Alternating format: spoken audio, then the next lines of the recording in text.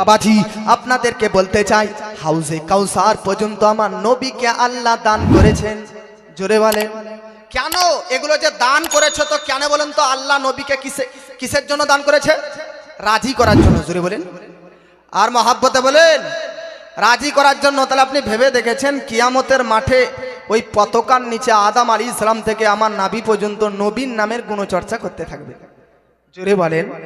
এই জন্য কবি, একটা উর্দু কবি খুব সুন্দরভাবে বলেছে, আপনারা ছন্দ জানেন তবুও পড়তেছি। মহাব্বতে বলেন সুবহানাল্লাহ। হ্যাঁ কে হোগা এক জল সাহশর মে সা तक सुभान अल्लाह सुभान थोड़ा साउंड बढ़े। मोहब्बत बोले के होगा एक जल साहशर में सा जिसमें सरकार की अजीमा खिताबती होगी। सुभान अल्लाह सुभान अल्लाह। जोरे वालेन के होगा एक जल साहशर में सा होगा एक जल साहशर में सा जिसमें सरकार की अज़ीमत खिताबती होगी। के होगा एक जल साहशर में सा जिसमें सरकार की अज़ीमत खिताबती होगी। सदर महशर हमारा रब होगा। सदर महशर हमारा रब होगा। हजरते बुलबुले सिदरा की निकाबती होगी। सुभान अल्लाह। मोहब्बत बोलें सदर महशर हमारा रब होगा। हजरते बुलबुले सिदरा की निकाबती होगी। जुरे वाले सदर महशर हमारा रब होगा। हजरते बुलबुले सिदरा की निकाबती होगी। जोरे वाले सुभान अल्लाह। तो देखतेছেন নবীজির নামে পর্যন্ত হাসরের প্রান্তরে জালসা সাজানো হবে। আজ আপনারা আমরা যে জালসা সাজিয়েছি রেজায়ে মুস্তাফা হুজুর সাল্লাল্লাহু আলাইহি ওয়াসাল্লামকে রাজি করার জন্য, আল্লাহ কাল হাসরের প্রান্তরে ওই নবীকে রাজি করার জন্য জালসা সাজাবে। জোরে বলে সুবহানাল্লাহ। বাবাজি মিল্লাত ইসলামিয়া, তাহলে আপনাকে কি বলতেছিলাম, নবীকে রাজি খুশি করার জন্য আল্লাহ পাক এত কিছু নবীকে দান করেছে। তো লিয়াউল হামদ পতাকা মাকামে মাহমুদ নামক প্রশংসনীয় জায়গা নবীকে দান করেছে। শুধু তাই নয়, আল্লাহ পাক নবীকে হাউজে কাউসার পর্যন্ত দান করেছে।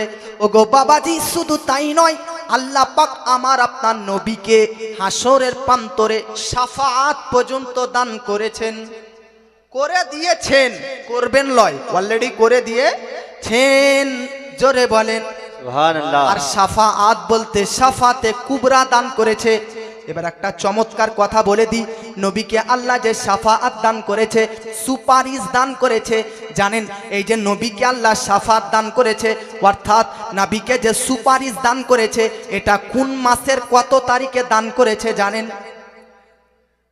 আমার নবীজি শাবান মাসের 13 তারিখ, 13ই শাবান নবীজি আল্লাহর দরবারে দোয়া করলেন, ওগো আল্লাহ, ওগো পরওয়ারদিগার, আমাকে আমার গুনাহগার পাপী ও তাপির উম্মতের পক্ষে শাফাআত দান করো, যাতে গুনাহগার পাপী তাপী উম্মতদেরকে হাসরের প্রান্তরে আজকে মাফ করাইয়া জান্নাতে যেন নিয়ে যেতে পারি।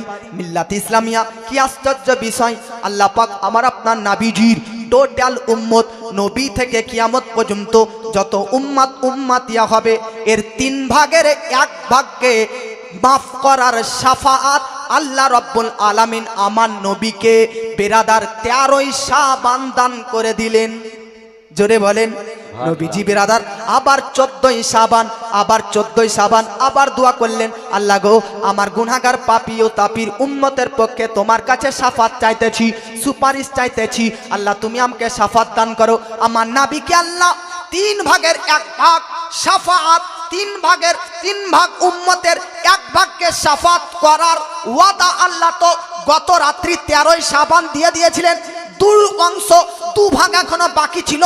যখন 14ই শাবান দ্বিতীয়বার নবীজি আবার গুনাহগার পাপী তাপী উম্মতের জন্য নবীজি সুপারিশ চাইলেন, তখন আল্লাহ আবার নবীকে 14ই শাবান 2 ভাগের বাকি আরেক ভাগ নাবিকে শাফাআত দান করলেন। জোরে বলেন। এবার নাবিজি তবুও থামলেন না। 15ই শাবান, বলেন তো 15ই শাবানকে আরবি ভাষাতে নিসফে শাবান বলা হয়, অর্থাৎ শবে বারাতের রাত, লাইলাতুল মুবারক রাত, মুক্তির রাত। এই রাত্রে, এই শবে বারাতের রাত্রিতে, আগামী মঙ্গলবার যে রাত আসতেছে, এই রাত্রিতে নাবিজি আল্লাহর দরবারে বেরাদার লাস্ট প্রার্থনা করতেছেন, শেষ প্রার্থনা দোয়া করতেছেন, আল্লাহ আমার গুনাহগার পাপী ও তাপী উম্মতের পক্ষে আপনি শাফাত দান করেন, সুপারিশ দান করেন। আমার নবীজিকে আল্লাহ রাব্বুল আলামিন 15ই শাবান শবে বারাতের রাত্রিতে সম্পূর্ণ গুনাহগার, সম্পূর্ণ পাপী ও তাপীকে শাফাত দান করে দিলে। জোরে বলেন সুবহানাল্লাহ। তাহলে বাবাজি, আপনার নবীকে আল্লাহ খুশি এবং রাজি করার জন্য সকল গুনাহগার পাপী ও তাপীর উম্মতের পক্ষে নবীকে আল্লাহ শাফাত দান করলেন। জোরে বলেন কেন? এগুলো কেন দান করলেন? নবীকে রাজি এবং খুশি করার জন্য। জোরে বলেন আর মহব্বতে বলেন। তাহলে আপনি শুধু নবীর সম্মানটা বুঝেন যে আল্লাহ আমার নবীকে কত কিছু দান করতেছে। কেন? শুধু নবীকে রাজি করার জন্য। জোরে বলেন। আচ্ছা, কেন নবীকে আল্লাহ রাজি করতে চাইলেন বলেন তো? কেন? ওয়াই, লিমাজা, কেন নবীকে আল্লাহ রাজি করতে চাইছে? ये সব কিছু দিয়ে আল্লাহ দান করলেন, এই সব কিছু একটা আয়াতে ভরা আছে। ওই আয়াতটা কি জানেন?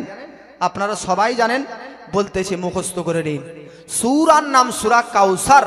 আল্লাহ বলতেছে ইন্না আ'তাইনা কাল কাউসার। জোরে বলেন। এ সকল কিছু যে আল্লাহর অনুদান দান, এ সব কিছু ওই কাউসারের মধ্যে ভরা আছে। আর এই কাউসার আমার আপনার নবীকে আল্লাহ দান করে দিয়েছে। আপনারা বলেন তো, আপনাদের তুলনায় স্টেজে অল্প লোক আছে না বেশি লোক আছে, না বেশির বেশি কি আছে বলেন? অল্প লোক আছে না বেশি আছে? হ্যাঁ, নিচের তুলনায় অল্প নাই। আচ্ছা, আবার স্টেজের তুলনায় নিচে অল্প আছে না বেশি? বেশি কি না? আর পুরো বালিহারা এলাকা, মুখ্যমন্ত্রী এসেছেন, গোটা এলাকাতে লোক ভরে গেছে। বলুন ওটা অল্প না বেশি, না বেশির বেশি? জোরে বলেন। বেশির বেশি। তাহলে তিনটি জিনিস হয়ে গেল, একটা অল্প, একটা বেশি, আর একটা বেশির বেশি। বাংলায় শুনলেন, আমার আরবিতে শুনে নিবার।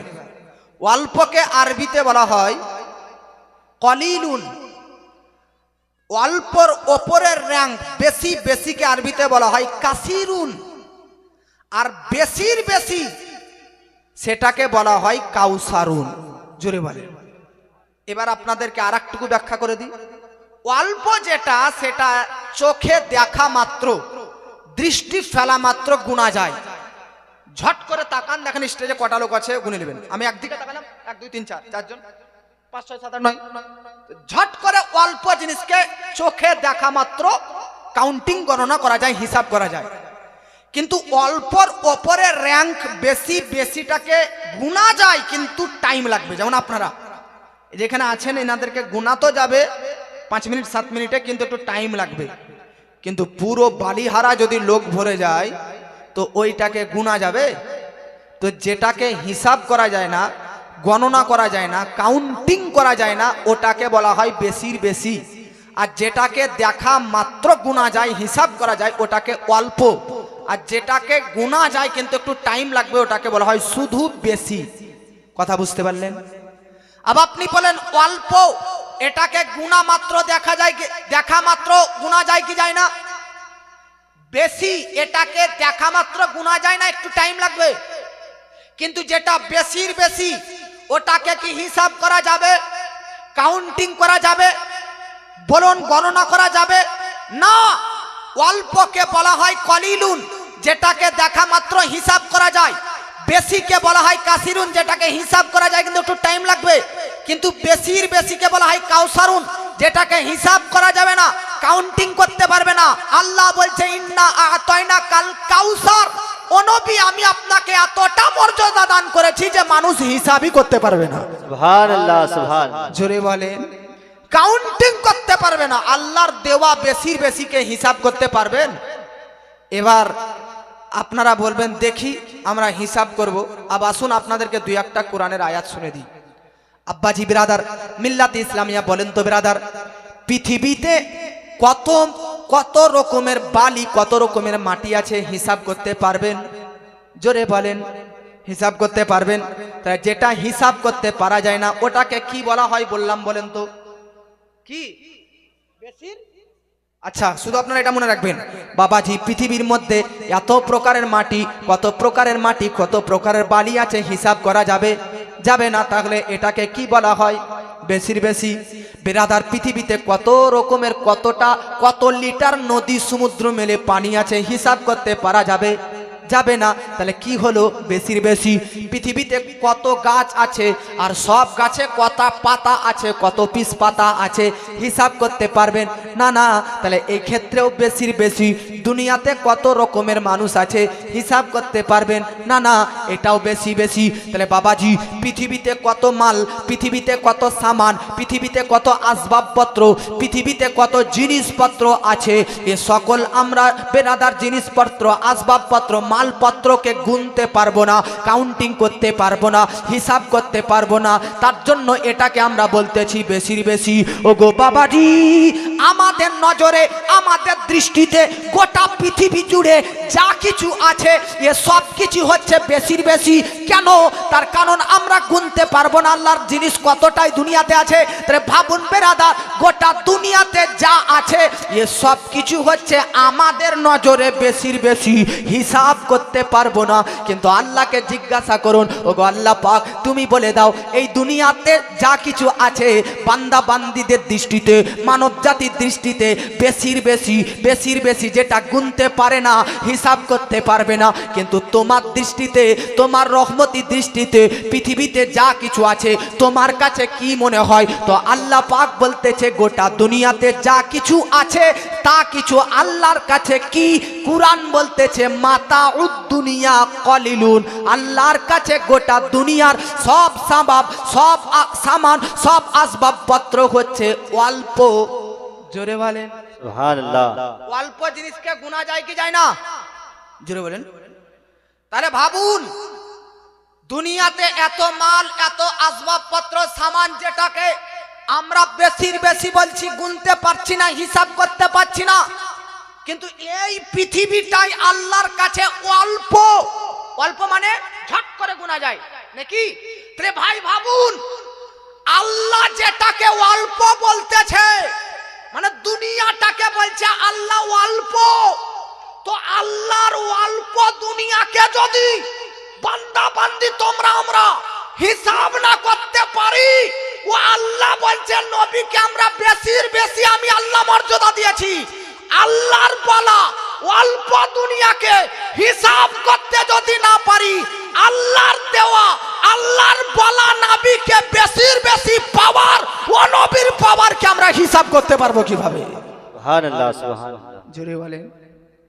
আপনারা মনে হয় বাড়ি থেকে সাবু খেয়ে আসছেন নাকি? সুবহানাল্লাহ বলবোই না, জোরে বলেন নাকি?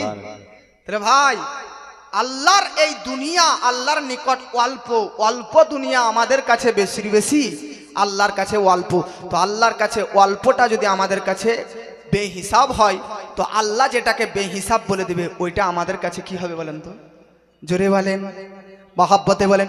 আচ্ছা বাবা, আপনাদের গ্রামের এই যে মাদ্রাসা আছে, প্রধান শিক্ষকের কত জ্ঞান, কত বিদ্যা, কত ইলিম, আপনারা কি হিসাব করতে পারবেন? জোরে বলেন। পুরো মাদ্রাসার সব ছাত্ররা যদি একদিক হয়ে যায়, তবু প্রধান শিক্ষক বা আরো অন্যান্য শিক্ষকগণের তিনাদের কি ইলিমের সমতুল্য, তিনাদের ইলিমের বিদ্যার কি বেরাদার কোনো মাপ কি তলবারা করতে পারবে? বাবাজি পারবে না। তাহলে ছাত্রদের কাছে সামান্য একটা মাদ্রাসার শিক্ষকের জ্ঞান মাপ করতে গিয়ে বলতেছে বেহিসাব জ্ঞান আমাদের গুরুদের অন্তরে, বেহিসাব বিদ্যা আমার গুরুদের আজকে মাইন্ডে। বাবাজি, তাহলে আপনাদেরকে বলতে চাই, তাহলে আপনার বালিহারা একটা মাদ্রাসার শিক্ষকের যদি বেরাদার জ্ঞানকে আপনি মাপ না করতে পারেন, তাহলে পুরো দক্ষিণ দিনাজপুর ডিস্ট্রিক্টের সব মাদ্রাসার শিক্ষকের জ্ঞান যদি একত্রিত করা হয়, তাহলে সেই জ্ঞান কি মাপ করতে পারবেন? না না না।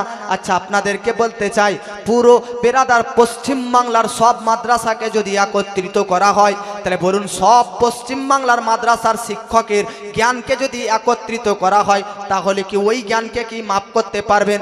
ডিস্ট্রিক্টের মাদ্রাসার শিক্ষকের জ্ঞান যদি না মাপ করতে পারেন, তাহলে একটা পুরো পশ্চিমবঙ্গের সব মাদ্রাসার শিক্ষকের জ্ঞান একত্রিত করলে ওটা তো আরোই হিসাব করতে পারবেন না।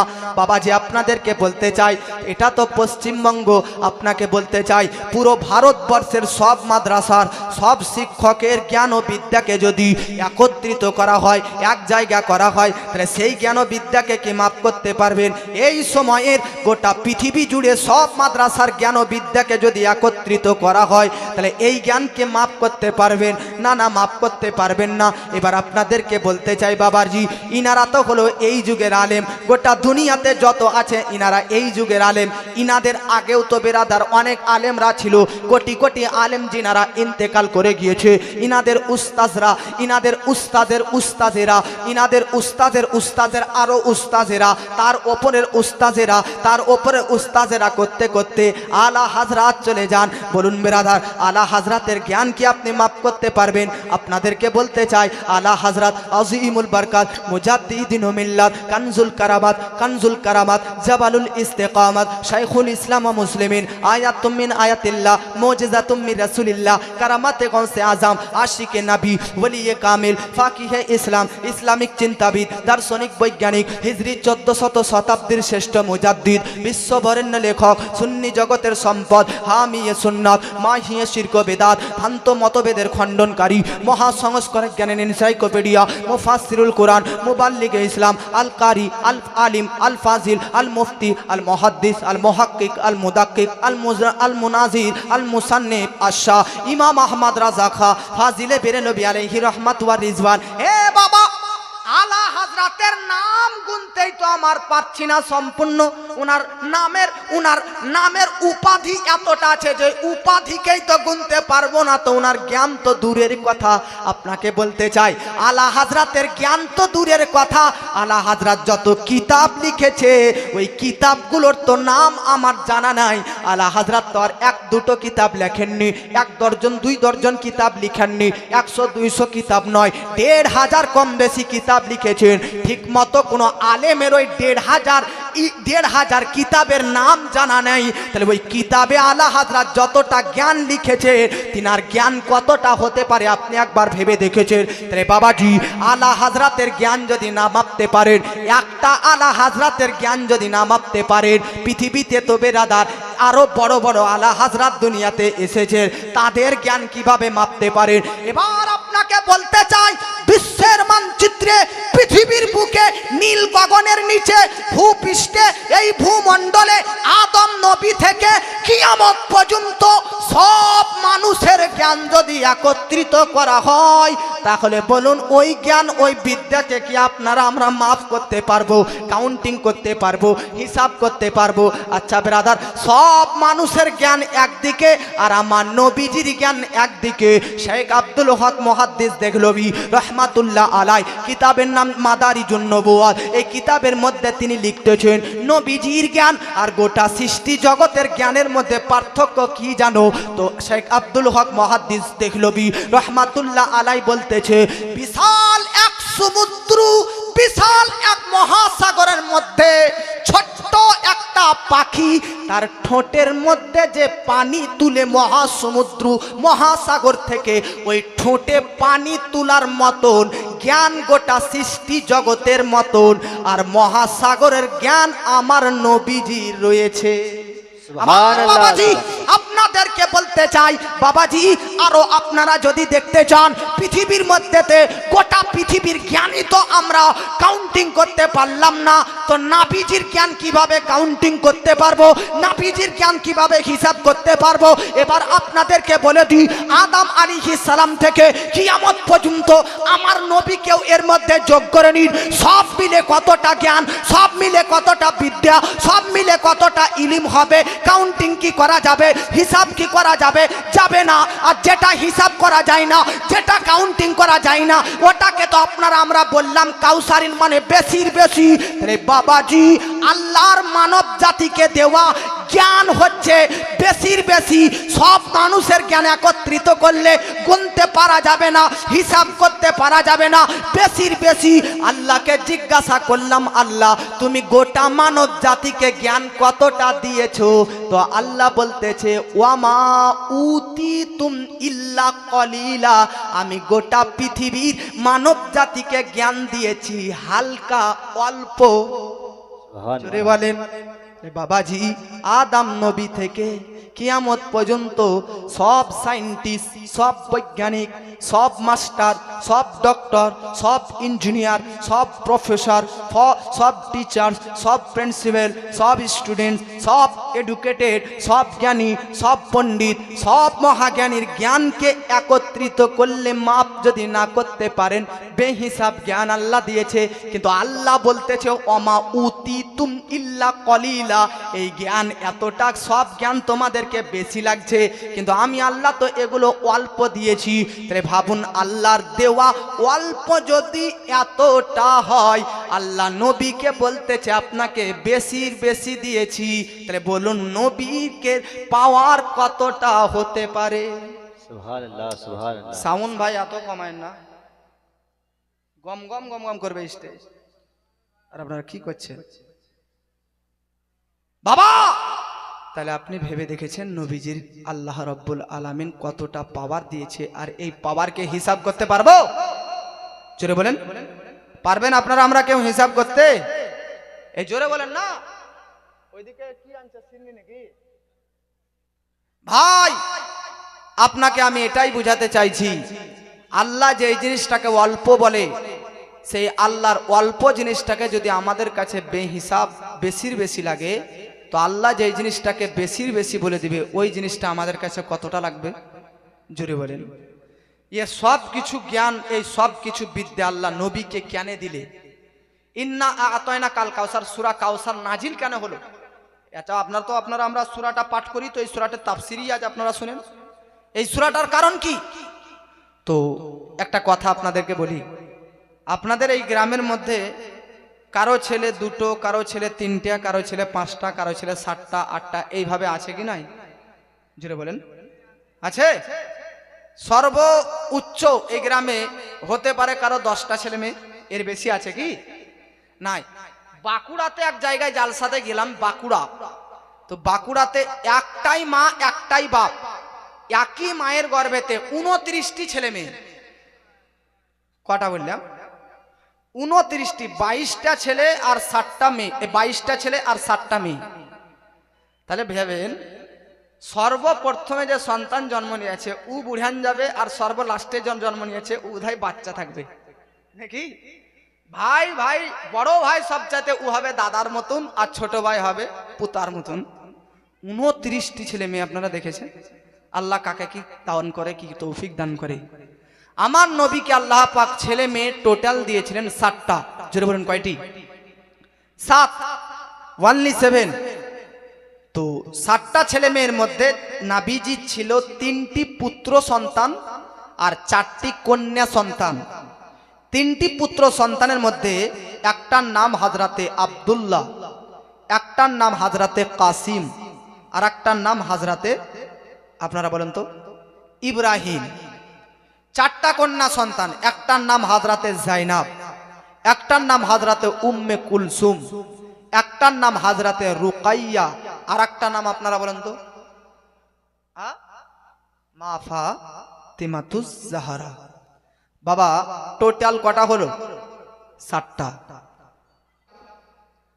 কার কয়টা ছেলে মেয়ে? তো কারো তো 10টা, কারো 5টা। নবীজির কয়টা ছিল জোরে বলেন? বাপ মা সর্বদা চাই ছেলে মেয়েদের দীর্ঘ আয়ু হোক, ছেলে মেয়েদের দীর্ঘ বেরাদার হায়াত পাক। ওই বাপ মা তো কখনোই চায় না যে ছেলে মেয়েরা তাড়াতাড়ি মারা যাক, না না না। কিন্তু আমি এটাও বললাম যে বাপ মার যুবককালে শৈশবকালে ছেলে মেয়েরা ইন্তেকাল করে গেছে, ওই মা বাপের অন্তরকে জিজ্ঞাসা করুন, তাদের প্রত্যেকদিন অন্তরটা কতটা ফেটে যায়।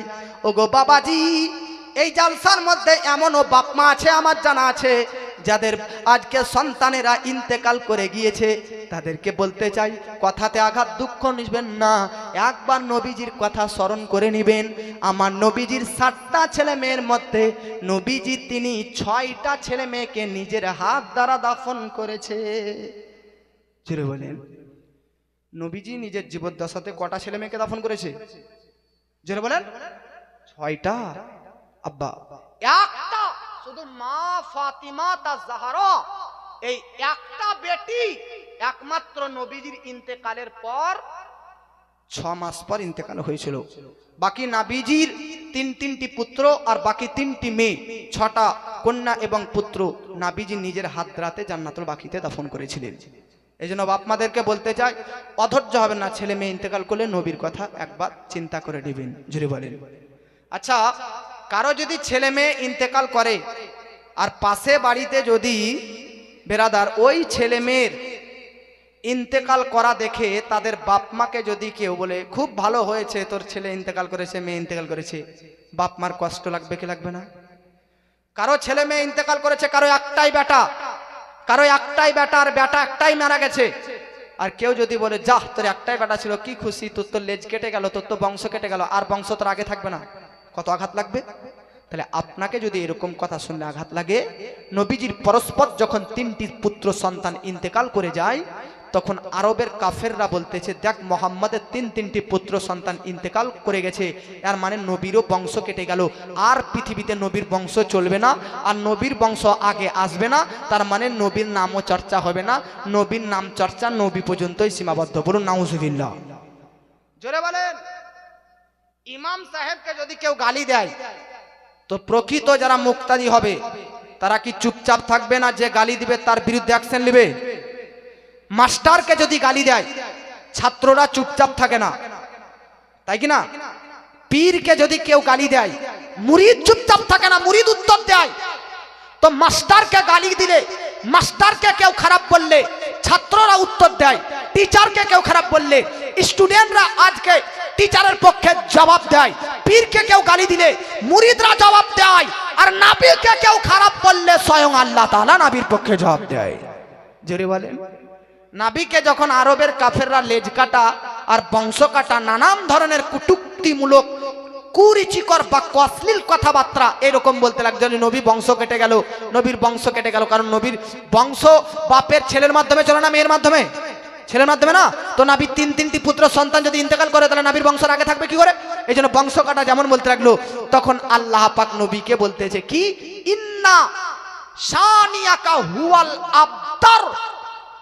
বংশ কাটা, লেজ কাটা, বংশ হারা একে আরবিতে বলা হয় আবতার। আল্লাহ বলতেছে, নবী আপনার 3টি পুত্র সন্তান ইন্তেকাল হয়েছে, তো কি হয়েছে? আমি আল্লাহ এমন এক মর্যাদা আপনাকে দিয়েছি যে আপনার 3টি ছেলে ইন্তেকাল করার পরেও কিয়ামত পর্যন্ত আপনার নামের আপনার বংশধররা পুরো পৃথিবীতে, পৃথিবীর কোনায় কোনায় বাস করতে থাকবে।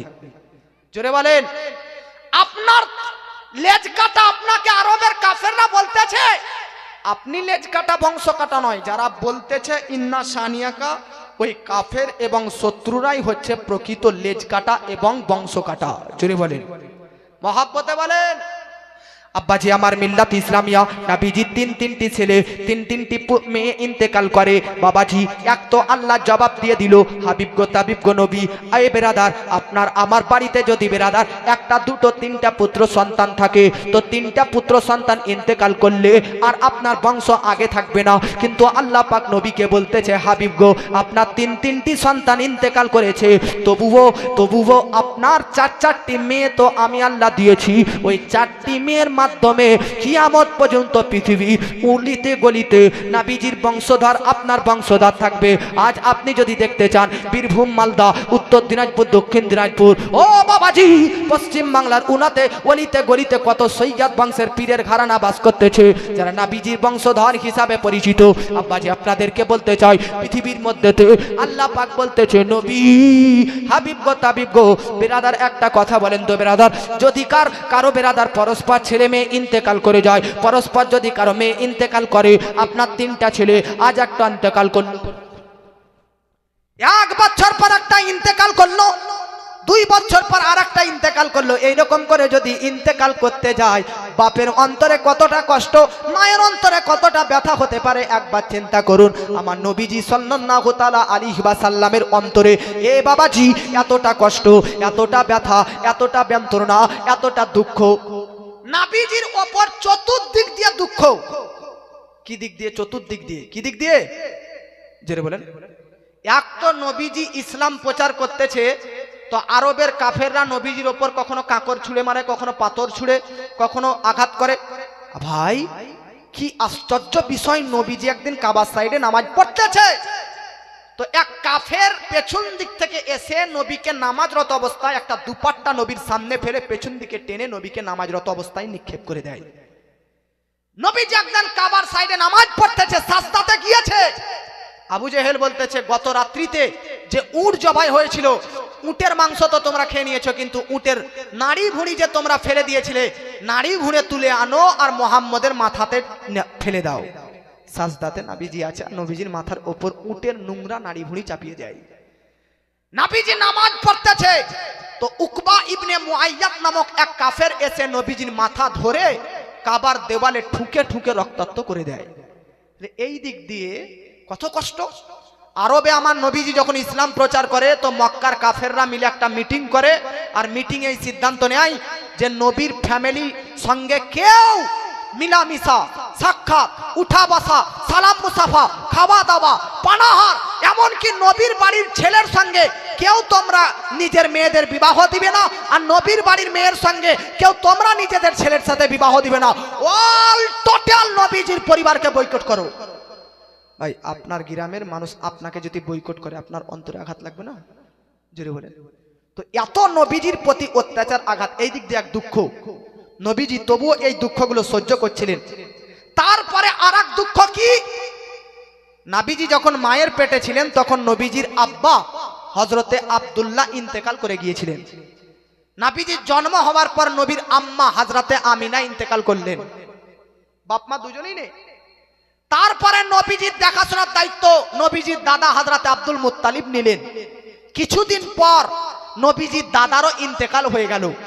হযরতে আব্দুল মুত্তালিব নবীজির দাদা, নবীর চাচা আবু তালিবকে বলতেছে, আবু তালিব, আজ থেকে আমি তোমাকে মুহাম্মদের দায়িত্ব দিলাম, তোমার কাছে রাখো। নবীজি যখন আবু তালিবের চাচার কাছে আসার পর, নবীজি চাচার কাছেই বড় হলেন, নবীজি নিজের চাচা আবু তালিবের কাছেই বড় হলেন। ওই আবু তালিব যে নবীকে সব দিক দিয়ে গাইড করতেন, নবীজি এই দিক দিয়ে ইসলাম প্রচার করে এত কষ্ট যন্ত্রণা, আর এই অবস্থাতে নবীজির সবচাইতে বড় গাইডলাইন হযরতে মুহাম্মদে আরবির, নবীজির সবচাইতে বড় যিনি বেরাদাস গাইড ছিলেন, নবীজির যে চাচাকে নবী সবচাইতে ভালোবাসতেন, ওই চাচাও ইন্তেকাল করে গিয়ে গেলেন। জোরে বলেন। গোটা গ্রাম যদি আপনাকে ছেড়ে দেয়, আর কোন একজন ব্যক্তি যদি আপনাকে বুকে জড়িয়ে নেয়, আর সেই ব্যক্তি যদি ইন্তেকাল করে যায়, আঘাত লাগবে কি লাগবে না? আরে চাচা ইন্তেকাল করলো, আরবের কাফেররা আঘাত দিচ্ছে, তবুও নবী কষ্টটা, দুঃখটা সহ্য করেছিলেন। আর একটা তো নবীর ওপর দুঃখের পাহাড় পড়লো কি, কিছুদিন পর নবীজির সবচাইতে কাছের স্ত্রী বা খাদিজাতুল কুবরার ইন্তেকাল হয়ে গেল। আর নবীজি ওই দুঃখ সহ্য করতে পারেন না। একদিকে ছেলে মেয়ের ইন্তেকাল, খাদিজার ইন্তেকাল, আবু তালেবের ইন্তেকাল, ইসলামের আরবের কাফেরদের এত চাপ, প্রেসার, এত অত্যাচার, সব দুঃখ জমা যদি বুকে হয়, মানুষ আপনারা আমরা হলে সুসাইড করবো কি করবো না? নাকি গলায় দড়ি দিবে কি দিবে না? না, সুসাইড কেউ ভুলেও করবেন না। যেই অবস্থাতে সুসাইড করবে জাহান্নামের মধ্যে, সেই অবস্থাতেই তাকে আযাব দেওয়া হবে। কেউ যদি ফাঁসিতে লাগিয়ে নিজেকে আত্মহত্যা করে তো জাহান্নামে আল্লাহ তাকে ফাঁসিতে ঝুলিয়েই রাখবে আর ওই অবস্থায় তার আযাব হবে। কেউ যদি বিষ পান করে আত্মহত্যা করে তাকে জাহান্নামের মধ্যে বিষ পান করাতেই থাকবে আর আযাবে লিপ্ত করবে। কেউ যদি পাহাড়ের ওপর থেকে, ছাদের ওপর থেকে, বিল্ডিং এর ওপর থেকে ঝাঁপ দিয়ে মারা যায় তো জাহান্নামের ওপর থেকে সে পড়তেই থাকবে, এই অবস্থায় তার আযাব হবে। আমার নবীজি এত চাপ, এত দুঃখ কষ্ট, এত দুঃখ, আপনারা কি মনে করছেন আমরা হলে সুসাইড করতাম? আরে ভাই, আপনার আমার তো মাথার ওপর হাত দেনেওয়ালা যদিও বা কেউ নাই, কিন্তু আমার নবীজি সাল্লাল্লাহু আলাইহি ওয়াসাল্লামকে যে আল্লাহ পাক সর্বদা খুশি করতে চাইতেন, রাজি করতে চাইতেন, সন্তুষ্ট করতে চাইতেন, সে আল্লাহ দেখলো আমার মুস্তাফার ওপর আরবের কাফেরদের অত্যাচার, এই দিক দিয়ে নবীর ওপর দুঃখ, আরবের কাফেররা নবীকে বয়কট করেছে, নবীর ওপর তবুও দুঃখ, তারপরে নবীজির চাচা আবু তালেবের ইন্তেকাল, নবীজির ওপর দুঃখ, নবীজির স্ত্রী খাদিজার ইন্তেকাল, নবীজির দুঃখ, নবীর বাপ মার ইন্তেকাল, নবীজির দুঃখ, সব দুঃখ যখন নবীর এক অন্তরে নাভির দিলে জমা হয়ে গেছে, তখন আল্লাহ পাক জিবরিল আমিনকে বলতে, জিবরিল আর দেরি করিস না, লেট করিস না, যা দুনিয়াতে যা, দেখ আমার মুস্তাফা, আমার হাবিব তার চাচাই তো বোন উম্মে হানির বাড়িতে বিশ্রাম করতেছে, যা ঘুম থেকে তুলিয়ে নিয়েছে, সাত আসমান আরশে মুআল্লা লামাকা ঘুরিয়ে সব কিছু দেখা, এবং আমিও আল্লাহ তাকে নিজের দিদার দিয়ে মেরাজ দান করব, তাতে নবীজির অন্তর থেকে যেন সব রকমের দুঃখ কষ্ট হারিয়ে যায়। সুবহানাল্লাহ, সুবহানাল্লাহ। কখনো কখনো মানুষের মন খারাপ থাকলে বলে না যে যা মামা মাসির বাড়ি ঘুরিয়ে আয়, দুঃখটা হারিয়ে যাবে, যা গ্যাংটক ঘুরিয়ে আয়, মনটা ফ্রি হয়ে যাবে। চতুর্দিক দিয়ে যখন নবীজির অন্তরে দুঃখ, এই দুঃখকে দূরীভূত করার জন্য নাভিকে আল্লাহ মিরাজ দান করেছে, যেটা আমরা গত মাস রজব মাসের 27 তারিখে সবে মেরাজ যে পালিত করেছি। এই মেরাজের অনেক কারণ, তার মধ্যে একটা বৃহত্তম কারণ যে নবীর অন্তর থেকে কষ্ট, দুঃখ, যন্ত্রণাকে দূরীভূত করার জন্য। জোরে বলেন, জোরে বলেন। তাই বাবাজি আল্লাহ পাক নবীকে বলতেছে এটা তো একটা মিরাজ। দেখুন আল্লাহ আরো বলতেছে ইন্না আতাইনা কাল কাউসার, হাবিব গো, তাবিব গো, নবী গো, ও গো নবী, আপনি চিন্তা কেন করতেছেন? জোরে বলেন। আচ্ছা, আমাদের গ্রামে সরকারের তরফ থেকে বাড়ি দেয়, আপনাদের গ্রামে দেয়? জোরে বলেন, দেয়? কত করে দেয়? পঞ্চায়েত এলাকা হলে একটু কম দেবে, 1 লাখ 1.5 লাখ দেবে, আর পৌরসভা হলে 3.5 লাখের উপর। তো আমরা পৌরসভার লোক ভাই, দেখবেন গ্রামের যারা প্রধান, তারা তাদের হাতে সরকারের বাড়ির আসে, তারা যাকে যাকে ইচ্ছা করে তাকে তাকে আগে আগে দেয় নাকি? কিন্তু প্রধানরা আগে কাকে কাকে বাড়ি দেয়? কাকে কাকে? যারা গরিব, যারা অসহায়, যারা দরিদ্র, তাদেরকে ওই প্রধানরা আগে আগে চেষ্টা করে। এটা প্রধানের আদর্শ এই হওয়া উচিত। আর যদি এলাকার প্রধানরা নিজেরা আগে নেয়, বড় লোকরা আগে দেয়, তো ওর আদর্শের এটা খেলাফ। কিন্তু প্রকৃত যারা প্রধান হবে, প্রকৃত যারা বেরাদান মিল্লাত ইসলামে কাউন্সিলর হবে, তারা অসহায় গরিব দেখে দিবে। অসহায় গরিব দেখে কেন দিবে? কারণ তাদের বাপ মায় না, যারা ইয়াতিম মিসকিন, যাদের কেউ নেই, তাদেরকে আগে দেয়। কেন? হতে পারে এক ছেলে, যুবক, আমার মতন বয়সের এক ভাই, তার আব্বা ইন্তেকাল করলো, আজকে তো 2 দিন পর তাকে সরকারের তরফ থেকে 2 লাখ টাকা আর একটা বাড়ি দিয়ে দিল। তো তার মুখে একটু হাসি ফুটেছে। আমি বললাম, ভাই তোর বাপ ইন্তেকাল করলো আর হাসি ফুটলো? বলছে 2 লাখ টাকা একটা বাড়ি পেয়েছি, তাই এই জন্য একটু হাসি লেগেছে। যদিও বা অন্তর থেকে নয়, তবু একটা সামাজিক বাস করতে গিয়ে এতটা উপকার পেয়েছি যেটা বাপ আমার করতো, এই জন্য একটু মুখে আনন্দ পেয়েছে। ভাই, কোন মানুষের দুঃখকে হারার জন্য এক তো আল্লাহ নবীকে মিরাজ দান করেছে, দ্বিতীয় নবীজি পরস্পর 6টা সন্তান ইন্তেকাল করেছে। এই দুঃখটা নবীজিকে দূর করার জন্য আল্লাহ পাক নবীকে আল কাউসার অর্থাৎ হাউজে কাউসার, শাফাআত, লিয়াউল হাম, মাকামে মাহমুদ, ইয়ে সব কিছু পাওয়ার আমার নবীকে আল্লাহ দান করলেন। এক বা সন্তানের বাপ মা ইন্তেকাল করলে গ্রামের প্রধানরা তাকে 2 লাখ টাকা দেয়, তাতে যেন টাকা পেয়ে তার খুশি হয়ে যায়। ঠিক আমার নাবির সন্তান ইন্তেকাল করতেছে, নাবির অন্তরের দুঃখ, আল্লাহ পাক নবীকে বলতেছে, এ মুস্তাফা, তোমার 6টি সন্তানকে আমি নিয়েছি, তো টেনশন নাও, তোমাকে আমি হাউজে কাউসার দিলাম, নাও তোমাকে জান্নাতের মালিক বানালাম, যাও তোমাকে পূর্ণ কুরআন তোমার প্রতি নাজিল করলাম, নাও তোমাকে লিয়াউল হাম দিলাম, নাও তোমাকে শাফাআত দিলাম, নাও তোমাকে এটা দিলাম, ওটা দিলাম। এই জন্য আল্লাহ হযরত বলতেছে, मैं तो मालिक ही कहूंगा, हो मालिक के हबीब, इन महबूब और मुहिम में मैं ही मेरा तेरा सबसे आला वो वाला, हमारा नबी सबसे बाला वो बाला, हमारा नबी। সুবহানাল্লাহ, বেশক সুবহানাল্লাহ। এই জন্য বাবা, আপনাদের মধ্যে নবীজি সাল্লাল্লাহু আলাইহি ওয়াসাল্লামের এই মাদ্রাসা, যে মাদ্রাসাতে আজ আপনারা জালসা শুনতে এসেছেন, এই মাদ্রাসাতে একজন ব্যক্তিকে আমি দেখতে চাই, যারা নবীকে প্রকৃত খুশি করতে চাই। এক ব্যক্তি আমার সামনে যাকে আমি দেখতে চাই 10,000 টাকা মাদ্রাসা নামে দিবে। পেছন থেকে আগে, ডান থেকে বামের মধ্যে আসবেই। কালকে হিমতাবাদ কান্তরে মাদ্রাসার উন্নতি গল্পে জালসা, ওখানের মাদ্রাসার জালসাতে ব্রাদার মিল্লাত ইসলামে আমি কালেকশন করেছিলাম শেষে। তো 3 জন ব্যক্তি 10,000 করে দিয়েছিলেন। আর দেখি আপনাদের গ্রামের মধ্যে কিরকম ব্যক্তি পাওয়া যায়, কয়টা 10,000 পাওয়া যায়। একটা তো আসবে, এটা তো আমার ধারণা, এটা তো আমার বিশ্বাস।